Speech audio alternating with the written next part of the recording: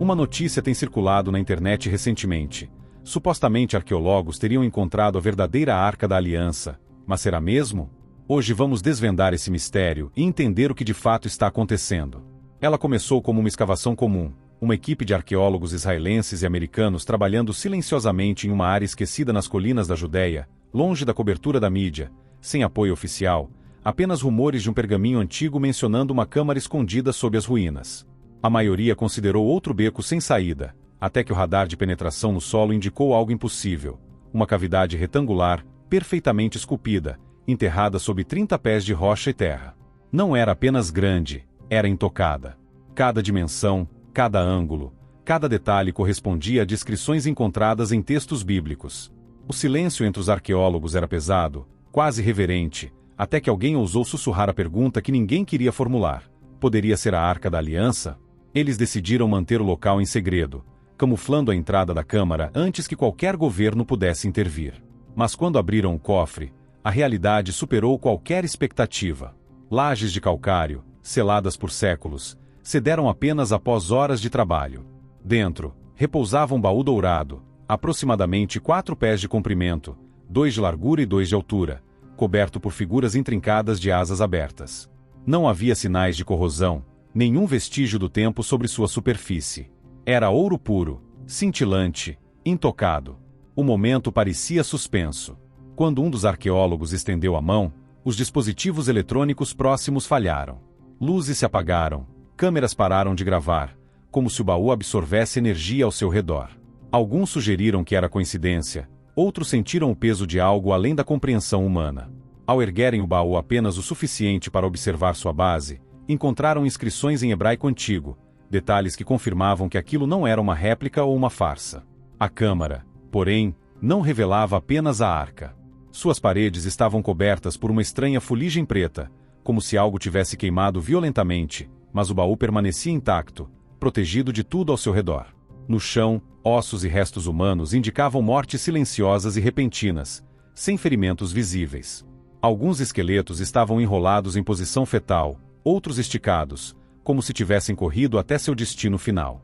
Lendas sobre pessoas que tocavam a arca e morriam instantaneamente não pareciam mais mitos. A equipe saiu da câmara em choque, carregando mais perguntas do que respostas. Quando revisaram uma das gravações analógicas que sobreviveram, notaram algo que não tinham percebido ao vivo: um zumbido baixo, quase como um canto distante, vindo do ouro. Essa frequência silenciosa despertou uma hipótese ainda mais inquietante. Aquilo não era apenas um artefato religioso, era algo ativo, uma fonte de energia que desafiava qualquer explicação científica. Tentativas de análise falharam. Raios-X, espectroscopia, testes químicos, nada penetrava na liga desconhecida que compunha o baú. E, por baixo da superfície dourada, materiais não reconhecidos por nenhuma ciência moderna. Até mesmo campos eletromagnéticos pulsavam de forma irregular, como batimentos de um coração antigo. Nos dias que se seguiram, todos que tocaram o baú começaram a experimentar sintomas estranhos: sonhos vívidos, sangramentos nasais, cegueira temporária. Um dos arqueólogos desmaiou alegando ouvir vozes cantando de dentro do ouro. Ainda assim, continuaram trabalhando, até que o governo chegou, interrompeu tudo e removeu a arca sem explicação. Um dos cientistas conseguiu, antes da intervenção, copiar fragmentos de um pergaminho encontrado nas proximidades. Ele continha coordenadas e instruções que levavam a uma descoberta ainda mais profunda, muito além do que qualquer arqueólogo poderia imaginar. Dentro de 24 horas após a chegada do governo, a equipe foi separada, interrogada e obrigada a assinar acordos de confidencialidade. Equipamentos foram confiscados, imagens de satélite deletadas, como se o sítio nunca tivesse existido.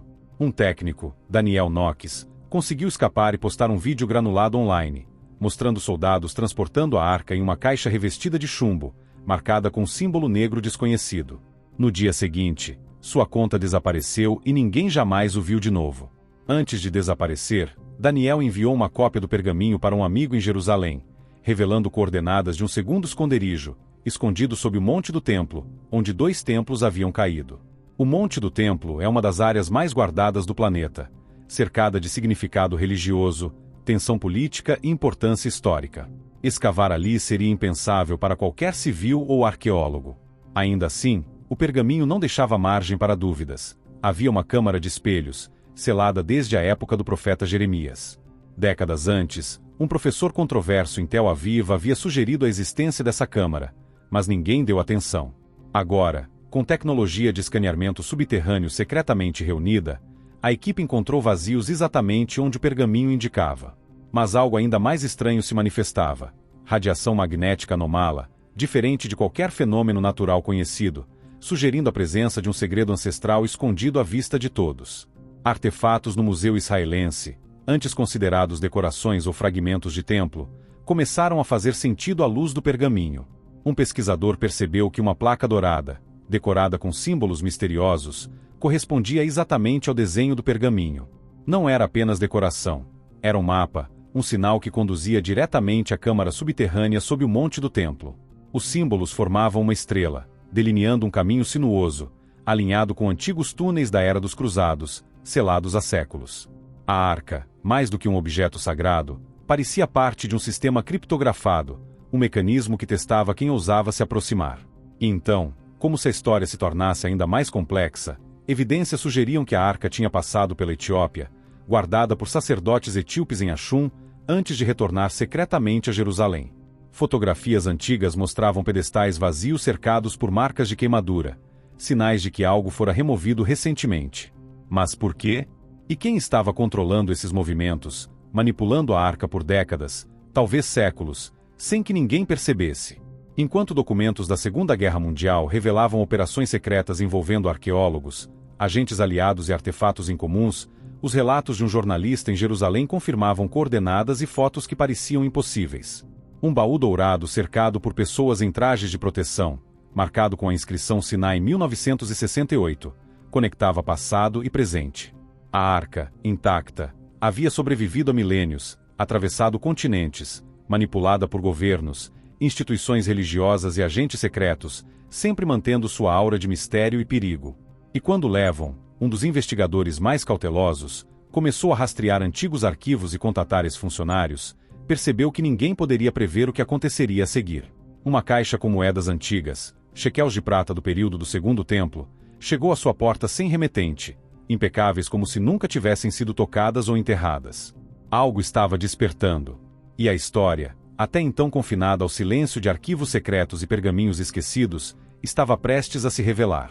Mesmo com a arca em mãos do governo, os efeitos de sua descoberta continuaram a se espalhar.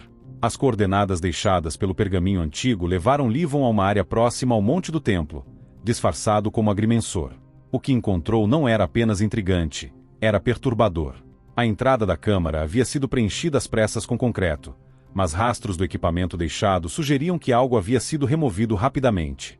Os indícios de ação humana, sigilosa e urgente, apontavam para o movimento de artefatos que desafiava qualquer explicação oficial. Rumores começaram a circular no mercado negro de relíquias, mas não eram apenas histórias sem fundamento. Documentos vazados, retirados secretamente dos arquivos secretos do Vaticano por um ex-monge denunciante, confirmavam que a Igreja sabia sobre a arca há séculos. Vários papas, segundo os documentos, haviam sancionado expedições secretas para encontrá-la e estudá-la. Uma carta datada de 1592 chamava a arca de uma chama sagrada sob pedra guardada por luz ofuscante, e alertava que qualquer movimento poderia desencadear eventos além do controle humano. O silêncio estratégico do Vaticano deixava claro que ali não se tratava apenas de um mito, era uma força que exigia respeito absoluto. Enquanto isso, vídeos misteriosos começaram a surgir de forma anônima. Equipamentos de visão noturna e câmeras térmicas registraram fenômenos que desafiavam explicações científicas, flashes de luz azul e branca surgindo do nada, sem fonte de eletricidade ou assinatura de calor. Um dos observadores desmaiou, relatando uma onda de frio estática que atravessou seu corpo. Mesmo após exames, os especialistas diagnosticaram neurotrauma, sem encontrar danos físicos visíveis. Levon, após analisar a filmagem quadro a quadro, percebeu a forma breve e sutil de uma arca com figuras aladas, como se a própria relíquia estivesse ativa, respondendo à presença humana. Explorações paralelas nos arquivos otomanos em Istambul revelaram planos antigos da câmara interna, nunca escavada oficialmente. Fragmentos de pergaminho encontrados perto da arca coincidiam assustadoramente com esses desenhos, detalhando salas de ressonância projetadas para conter o que era chamado de Hal Elohim, a voz de Deus. As paredes polidas funcionavam como uma gaiola acústica, um tipo de contenção para o poder da arca. Mecanismos complexos, alavancas e fechaduras foram concebidos para selar o objeto caso se tornasse instável. A arca não era apenas um artefato, era um sistema de contenção, um guardião de força incompreensível. A primeira equipe enviada para investigar a câmara desapareceu sem deixar vestígios. 6 profissionais, 4 arqueólogos e 2 escoltas militares, entraram equipados e instruídos para documentar cada detalhe. 2 dias depois, a equipe de apoio encontrou apenas ferramentas, lanternas dispostas ordenadamente em círculo e uma mancha queimada no centro da sala, inexplicável e perturbadora. Gravações de áudio captaram sussurros quase inaudíveis, possivelmente em aramaico antigo, emitidos no momento exato em que a primeira equipe entrou. Desde então, a câmara permaneceu selada, mas sinais de atividade continuavam a aparecer em locais relacionados à arca. O governo israelense interveio, preenchendo a câmara com concreto armado, mas antes disso, sensores acústicos de longo alcance captaram vibrações de baixa frequência repetindo padrões semelhantes à fala humana. Especialistas filtraram e amplificaram o som, revelando frases fragmentadas em hebraico que se traduziram como "não acorde o fogo". Alguns consideraram isso interferência geológica. Outros acreditaram que era energia residual, um eco de inteligência antiga.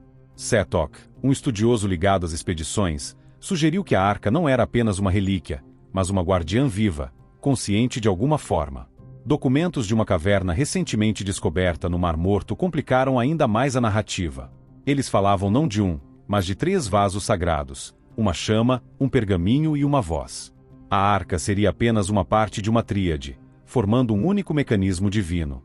A voz permanecia um mistério absoluto, mas sinais sugeriam que ela podia interagir com a arca e responder a estímulos externos. Pesquisas revelaram relíquias com símbolos concêntricos que correspondiam à base da arca, indicando que cada artefato funcionava em conjunto, como um sistema interligado. Relatos de fenômenos inexplicáveis começaram a surgir globalmente: luzes estranhas, vibrações, alucinações em massa em sítios arqueológicos relacionados à arca. O custo de desvendar o segredo tornou-se evidente. A arca, antes considerada apenas um mito, estava ativa e real, alterando a percepção de todos que se aproximavam. Instituições religiosas, governos e agências de inteligência monitoravam discretamente, sem discutir propriedade, mas aterrorizados pelo que poderia acontecer se o artefato fosse ativado de forma inadequada. O mais perturbador era a possibilidade de que a arca não tivesse sido criada por mãos humanas. Documentos antigos sugeriam origens que escapavam à compreensão. Algum tipo de tecnologia ou força deixada por uma civilização desconhecida, talvez até extraterrestre. Pergaminhos falavam de chamas em asas, vozes vindas da tempestade, fenômenos que lembravam relatos modernos de avistamentos inexplicáveis no céu. Alguns teóricos sugeriam que a arca podia ser uma arma, outros acreditavam que fosse um selo ou comunicador, mantendo algo trancado há milênios. Mensagens começaram a chegar de diversas partes do mundo. Testemunhas relatavam luzes pulsantes, alucinações e efeitos físicos inexplicáveis próximos a sítios antigos. Jornalistas, pesquisadores e informantes que tentaram documentar os eventos desapareciam sem explicação, cartas eram apagadas, e teorias consideradas extremas se confirmavam com cada nova evidência. Um pesquisador sênior em Londres morreu misteriosamente após publicar uma análise conectando a arca a explosões de raios gama. Documentos vazados mostravam que governos rivais coordenavam-se em silêncio, sem declarar guerra ou posse, apenas movidos por medo do que poderia ser despertado. No auge da investigação, um vídeo final emergiu. Curto, menos de 1 minuto, mas revelador. Ele mostrava a arca brilhando fracamente, flutuando sobre o solo, símbolos nas paredes piscando como fogo, e algo impossível no centro da sala. Uma lacuna no espaço, um rasgo que não refletia luz, não era sombra, não tinha explicação física. O zumbido alto acompanhava o fenômeno. Então a imagem escureceu. A mensagem era clara e inquietante. A arca havia despertado. Se estava avisando, pedindo algo ou apenas reagindo, ninguém podia afirmar. A única certeza era que a Arca da Aliança nunca havia sido perdida. Ela estava, silenciosa e poderosa, esperando.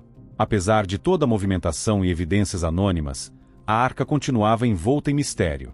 Documentos vazados, vídeos incompletos e relatos de desaparecimentos criavam uma sensação de urgência, mas nenhum deles podia ser considerado prova definitiva. Arquivos secretos, cartas antigas e pergaminhos sugeriam eventos sobrenaturais e tecnologia incompreensível, mas ninguém jamais conseguiu capturar a arca em ação de forma clara, sem lacunas ou manipulações. O que parecia um enigma secular permanecia tão impenetrável quanto há milênios. Pesquisadores independentes continuaram a tentar reconstruir a sequência de descobertas: a câmara sob a Judéia, o baú dourado intocado, os ossos empilhados, os sussurros em línguas antigas, os flashes de luz sem fonte conhecida. Cada fragmento de informação adicionava detalhes fascinantes, mas também aumentava as inconsistências. Um relatório mencionava campos eletromagnéticos pulsantes, outro relatava desaparecimentos misteriosos, enquanto gravações e fotos apareciam e desapareciam de arquivos digitais. A narrativa parecia se dobrar sobre si mesma, misturando fato, lenda e especulação. O próprio Livon, que havia arriscado sua vida seguindo coordenadas secretas, questionava cada avanço.